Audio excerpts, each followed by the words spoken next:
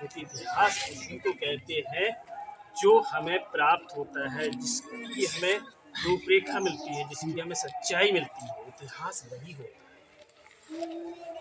किताबों में लिखी हुई कोई चीज़ को हम सही क्यों नहीं मानते हैं? क्योंकि उनका कोई प्रूफ नहीं है। किताब कोई भी लिख देगा।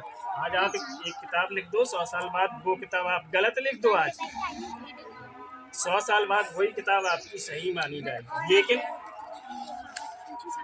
सही क्या होता है? हमें जो प्रूफ मिलता है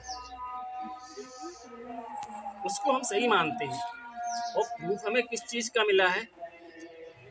ईसा से 226 ईसा पूर्व महामानव पैदा हुए, संदेश दिए इनने। इसके बाद, इनकी संदेश देने के बाद तृतीय मौर्य सम्राट अशोक, जब इन्होंने देखा, देखिए उस समय की एक अलग गतिविधियां थी। हमारे देश में विदेशी आक्रमणकारी यहाँ आते थे, तो उन्होंने धीरे धीरे करके इस देश पर कब्जा करना चाहा। रीतियाँ होती हैं, जो राजा महाराजा होते हैं उनके बीच में मंत्री वगैरह सब प्रकार के होते हैं, तो फूटन करे वाले होते हैं, तो अपनी बढ़ाने के लिए होते हैं।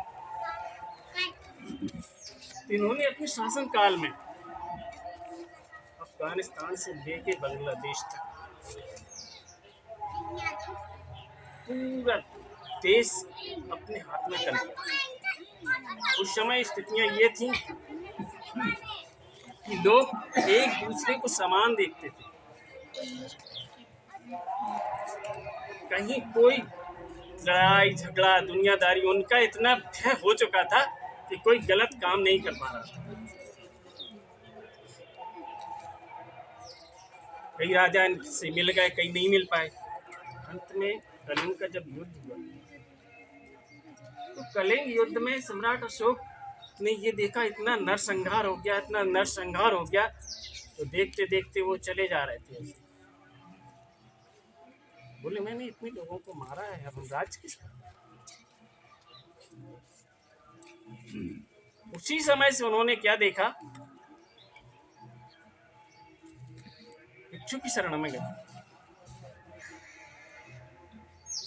सोचा समझा। उसी समय से उन्होंने बौद्ध धर्म अपनाया। बौद्ध धर्म अपनाने के बाद यदि आप देखेंगे